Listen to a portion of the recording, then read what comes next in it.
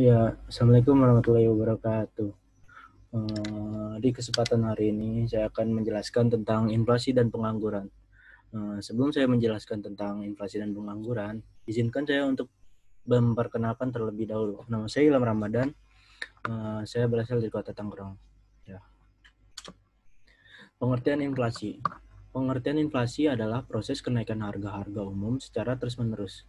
Sedangkan kebalikan dari inflasi adalah deflasi, yaitu penurunan harga secara terus-menerus. Akibatnya daya beli masyarakat bertambah besar.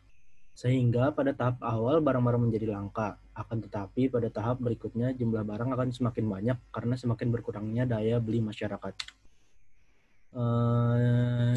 Jadi jenis-jenis inflasi itu terbagi menjadi tiga. Yang pertama ada menurut sifatnya, yang kedua ada berdasarkan sebabnya, yang ketiga ada berdasarkan asalnya. Yang pertama, menurut sifatnya.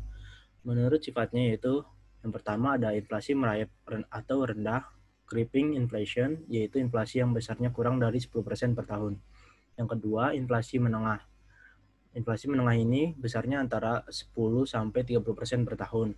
Inflasi ini biasanya juga ditandai oleh naiknya harga-harga secara cepat dan relatif besar. Angka inflasi pada kondisi ini biasanya disebut inflasi 2 digit, misalnya 15%, 20%, 30%, dan sebagainya. Yang ketiga ada inflasi berat. Inflasi berat yaitu inflasi yang besarnya antara 30 sampai 100% per tahun. Dalam kondisi ini, harga-harga secara umum naik. Yang terakhir ada inflasi sangat tinggi atau hyperinflation, yaitu inflasi yang ditandai oleh naiknya harga secara drastis hingga mencapai 4 digit di atas 100%. Pada kondisi ini, masyarakat tidak ingin lagi menyimpan uang karena nilainya merosot sangat tajam sehingga lebih baik ditukarkan dengan barang. Yang kedua ada berdasarkan sebabnya. Berdasarkan sebabnya itu terbagi menjadi dua lagi. Yang pertama ada demand pull inflation. Inflasi ini timbul karena adanya permintaan keseluruhan yang tinggi di satu pihak. Di pihak lain, kondisi produksi telah mencapai kesempatan kerja penuh, full employment. Akibatnya adalah sesuai dengan hukum permintaan. Bila permintaan banyak sementara penawaran tetap, maka harganya akan naik. Yang kedua ada cost push inflation, yaitu inflasi yang disebabkan oleh turunnya produksi karena naiknya biaya produksi. Ya, itu. Yang terakhir ada berdasarkan asalnya.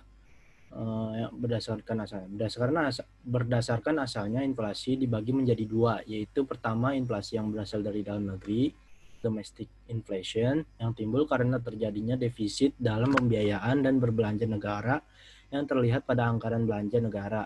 Untuk mengatasinya, biasanya pemerintah mencetak uang baru.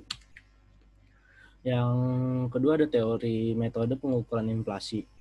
Metode pengukuran inflasi itu suatu kenaikan harga dalam inflasi dapat diukur dengan menggunakan indeks harga.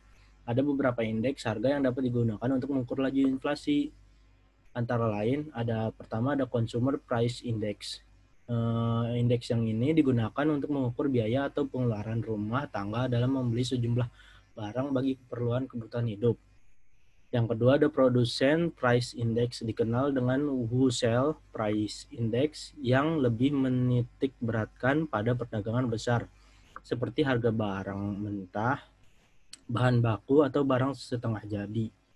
Yang terakhir ada GNP Deflator. GNP Deflator ini juga merupakan jenis indeks yang berbeda dengan indeks CPI dan PPI, di mana indeks ini mencakup jumlah barang dan jasa yang termasuk dalam hitungan GNP, sehingga jumlah lebih banyak dibandingkan dengan kedua indeks di atas. Definisi inflasi merayap dan hiperinflasi.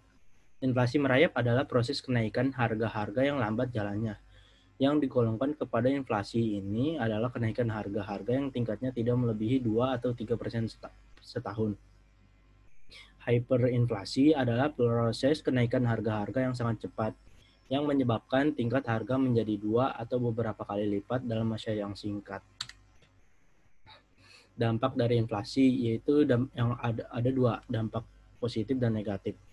Dampak positifnya yaitu masyarakat akan semakin selektif dalam mengkonsumsi, memproduksi akan diusahakan seefisien mungkin, dan konsumtifme dapat ditekan. Inflasi yang berkepanjangan dapat menumbuhkan industri kecil dalam negeri menjadi semakin dipercaya dan tangguh. Tingkat pengangguran cenderung akan menurun karena masyarakat akan tergerak untuk melakukan kegiatan produksi dengan cara mendirikan atau membuka usaha. Terus, dampak negatifnya itu bila harga secara umum naik terus-menerus, maka masyarakat akan panik sehingga perekonomian tidak berjalan normal. Karena di satu sisi ada masyarakat yang berlebihan uang memborong sementara yang kekurangan uang tidak bisa membeli barang, akibatnya negara rentan terhadap segala macam kekacauan yang ditimbulkannya. Yang kedua yang tadi kan ada pengertian inflasi, yang sekarang ada pengertian pengangguran. Pengertian pengangguran ini adalah mereka yang tidak mempunyai pekerjaan dan sedang tidak aktif mencari pekerjaan. Kategori orang yang menganggur biasanya adalah mereka yang tidak memiliki pekerjaan pada usia kerja dan masa kerjanya. Usia kerja biasanya usia yang tidak dalam masa sekolah, tetapi di atas usia anak-anak. Jenis-jenis pengangguran terbagi menjadi 7. Yang pertama ada pengangguran friksional. Pengangguran friksional adalah sifatnya sementara disebabkan oleh kendala waktu, informasi, dan kondisi geografis antara pelamar dan pembuka lamaran pekerjaan. Yang kedua ada pengangguran konjungtural. Pengangguran yang disebabkan oleh naik turunnya siklus ekonomi. Yang ketiga, pengangguran struktural. Pengangguran yang diakibatkan oleh perubahan struktur ekonomi dan corak ekonomi dalam jangka panjang. Yang keempat ada pengangguran musiman. Pengangguran musiman ini keadaan menganggur yang disebabkan oleh fluktuasi ekonomi jangka pendek yang menyebabkan tenaga kerja untuk menganggur. Yang kelima, pengangguran siklikal. Pengangguran siklikal yaitu pengangguran yang menganggur akibat imbas naik turun siklus ekonomi sehingga permintaan tenaga kerja lebih rendah daripada penawaran kerja. Yang keenam ada pengangguran teknologi. Pengangguran yang disebabkan adanya perubahan tenaga manusia menjadi tenaga mesin. Yang terakhir ada pengangguran siklus.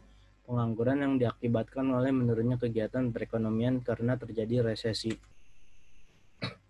Akibat pengangguran. Bagi perekonomian Indonesia ada 3. Penurunan pendapatan per kapita, penurunan pendapatan pemerintah yang berasal dari pajak, yang terakhir meningkatnya biaya sosial yang harus dikeluarkan pemerintah. Kalau bagi masyarakat ada 3 juga. Menjadi beban psikologis dan psikis, dapat menghilangkan keterampilan karena tidak pernah dipakai untuk bekerja. Terakhir menimbulkan ketidakstabilan sosial dan politik seperti meningkatnya tindak kriminalitas. Hubungan antara inflasi dan pengangguran. Arti inflasi dan pengangguran telah dijelaskan secara singkat di atas sebagaimana diketahui bahwa manakala inflasi terlalu tinggi, maka masyarakat cenderung tidak ingin menyimpan uangnya lagi, tetapi akan diubah dalam bentuk barang, baik barang yang siap dipakai atau harus melalui proses produksi.